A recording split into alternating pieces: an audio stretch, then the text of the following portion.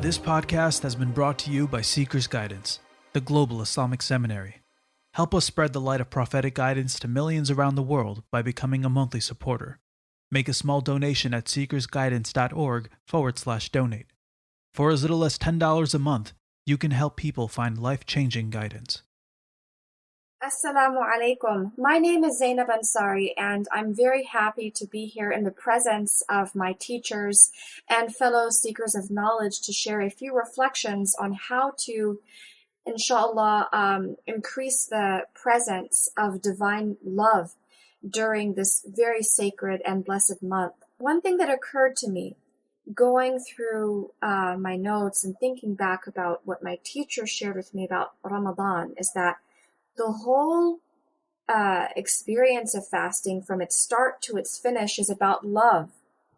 It's about expressing in a very sort of subtle way to Allah subhanahu wa ta'ala, to God the Exalted, that one is committed to the values that are enshrined in the Book of God, which is God's final revelation to humanity, the Qur'an, and also the tradition of the beloved Prophet sallallahu alaihi wasallam. This is what fasting is about. When I say it's a subtle expression, that goes back to a hadith of the Prophet Muhammad, peace and blessings be upon him, where he said that fasting is something that it's an act of worship that Allah himself rewards.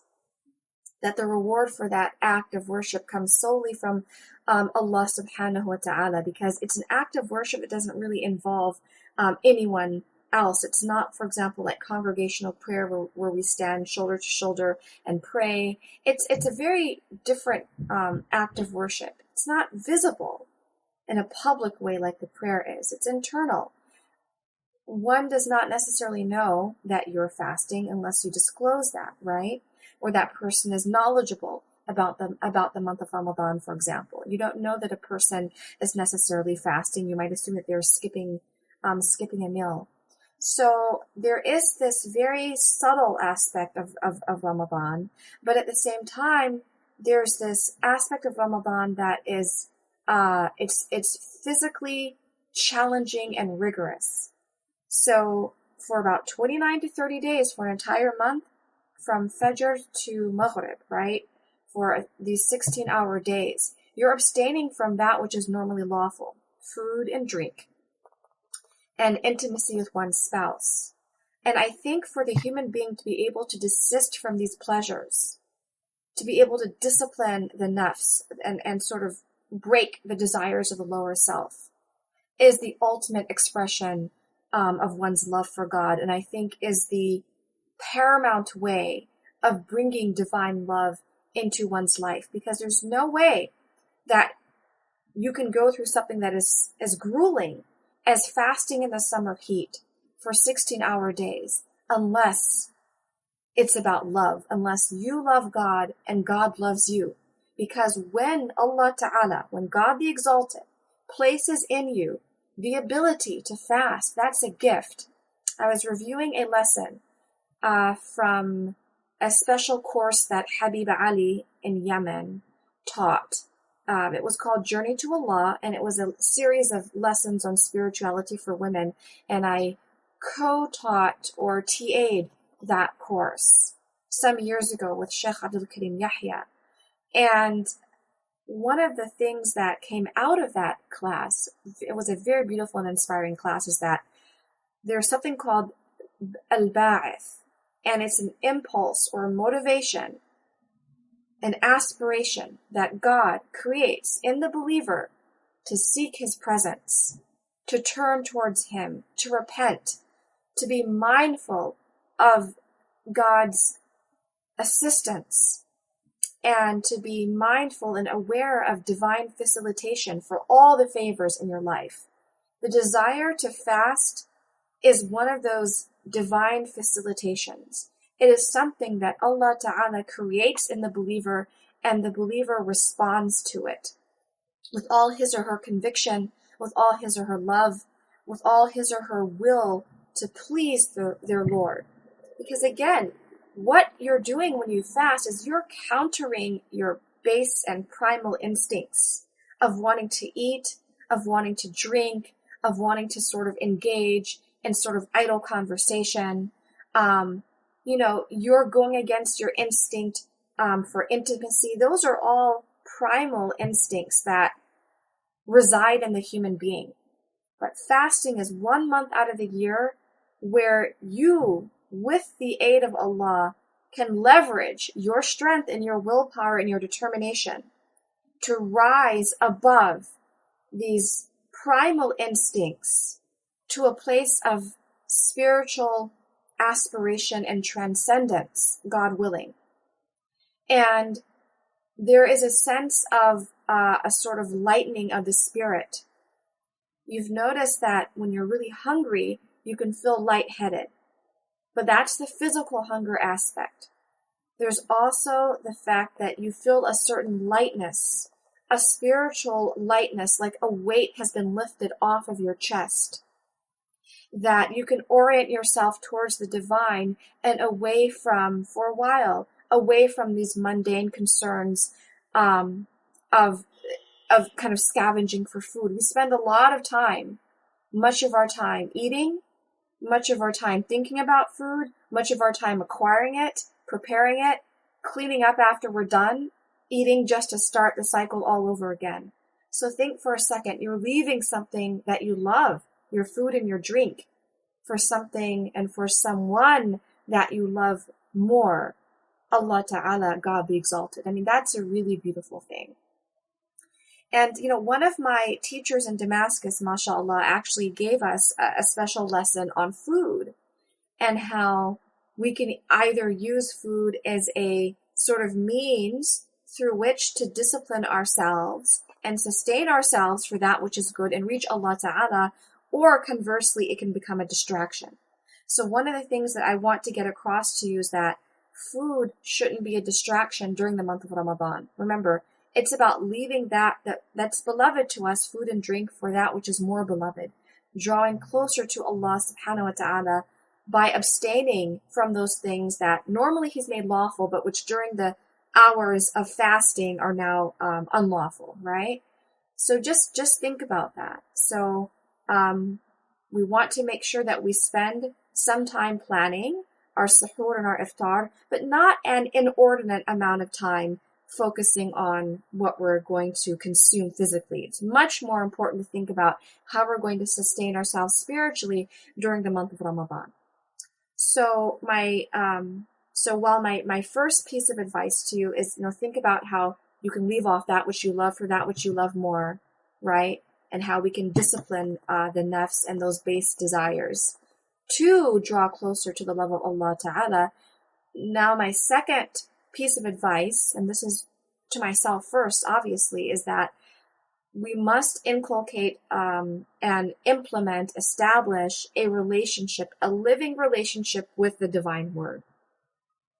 And that's because we know Ramadan, for example, has this very special quality, this distinguishing quality of being the month in which the Holy Book was first revealed. I mean, that is really, really powerful. So Ramadan is the month of Laylatul Qadr. It's the month in which, that's described by God Himself as being better than 1,000 months. And to really kind of get ourselves into the position where we can think about seeking the spiritual secrets of the night of power, it's important to begin with the basics. Begin at the beginning with, if we want Allah Ta'ala to hear us, we need to hear Him. So we seek out His guidance by opening up the Qur'an. So try to make some tangible goals for yourself. I, for example, am going to renew my memorization of Surah Al-Baqarah, the second chapter of the Qur'an. That's something that's really doable during the month of Ramadan. Think about how many days you have. Divide the number of days of fasting by the number of ayat that you want to commit to memory, and start doing that. Another thing that you can do, maybe you want to refresh your memorization of the 30th juz of Qur'an, juz amma, right? The final section of the Qur'an. The best way you can do that is to actually recite that during your tarawih or your tahajjud prayer, for example. So focus on all the components of Quran study, your memorization, your recitation. There are a lot of benefits just in tilawat al-Quran, reciting the Quran with proper pronunciation, tajweed, and reflection. Sister Sheikha Zaynab Alwani told me that one of the best ways to approach the study of the Quran is to approach it thematically. So look up, take your Quran, go to the index or table of contents, however your Quran is organized, and look up the topics you're interested in. For example, you're interested in all the Quranic ayat that talk about the earth or talk about water, right? So, and record them down in a special journal for that purpose. And that way it kind of helps you to thematically grasp the subject matter of the Quran. And this is important because along with your memorization and recitation of the Quran, you want to understand the meanings of the Quran. You want to read the Quran with understanding and penetration, inshallah. And the way to do this is to read the commentaries and to take a class. Alhamdulillah, there are a lot of really good tafsir classes, probably in your locality, and if not in your immediate masjid or Islamic center or in a private home, then perhaps look into classes online, for example, with Seeker's Guidance. As you know, Seeker's Guidance has an excellent initiative, Knowledge Without Barriers, where you can take classes in the core Islamic subjects for free, right?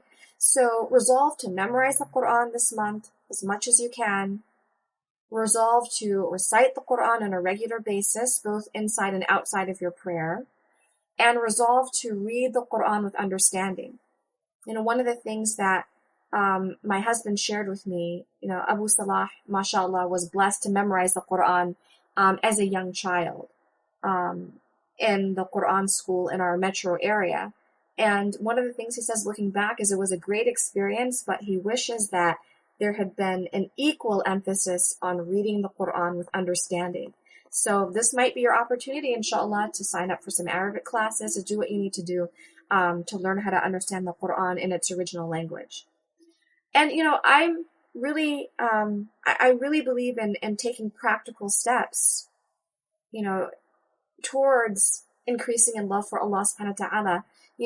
For some people, drawing close to Allah subhanahu wa ta'ala might happen in this one moment of epiphany in which Allah ta'ala places something in your heart and some kind of divine opening happens. But for other people, it might take days and months and years of study and struggle and applying oneself.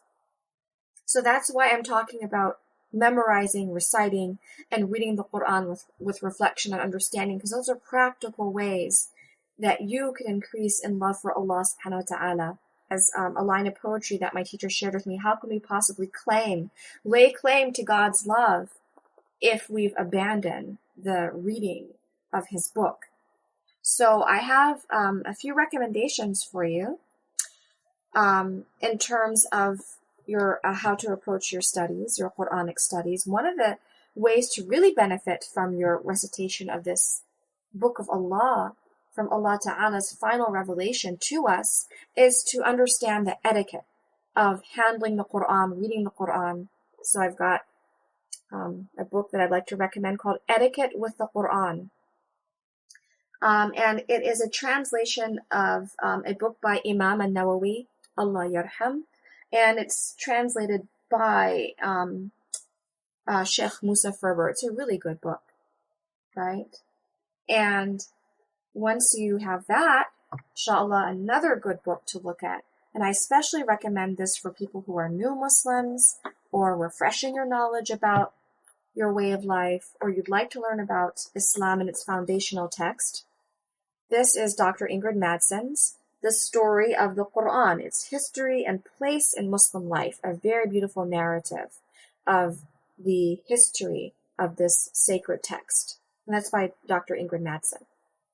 And then finally, another great book that I stumbled upon is Understanding the Quran by Muhammad Abdul Halim.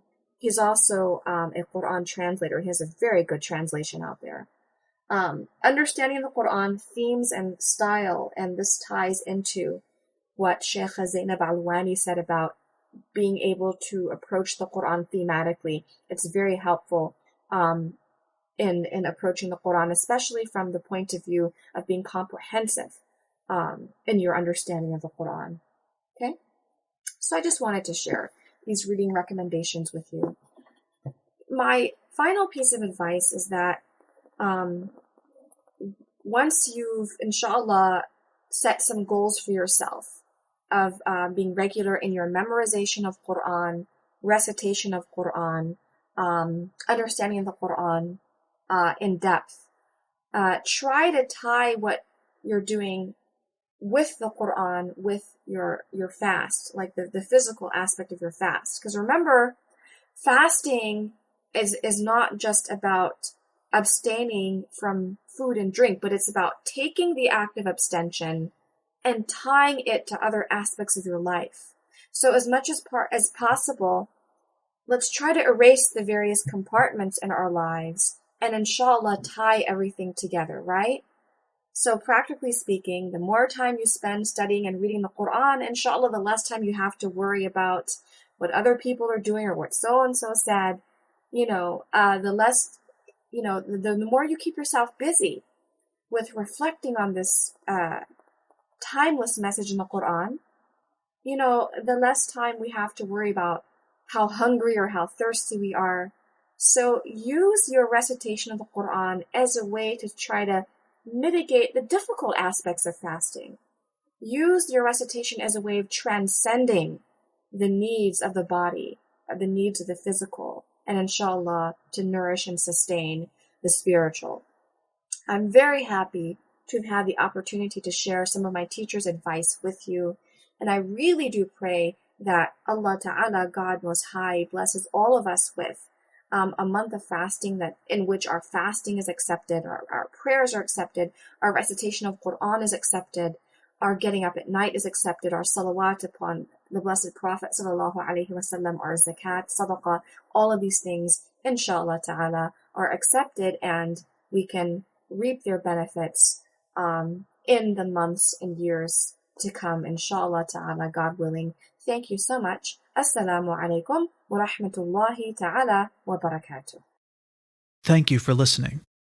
This podcast was brought to you by Seeker's Guidance, the Global Islamic Seminary. Visit seekersguidance.org to access reliable Islamic knowledge taught by qualified teachers. We offer a wide range of courses, podcasts, articles, and a world-class answer service. Support us in spreading free, reliable Islamic knowledge to millions around the world by becoming a monthly supporter. Visit seekersguidance.org/donate and make a small monthly commitment today.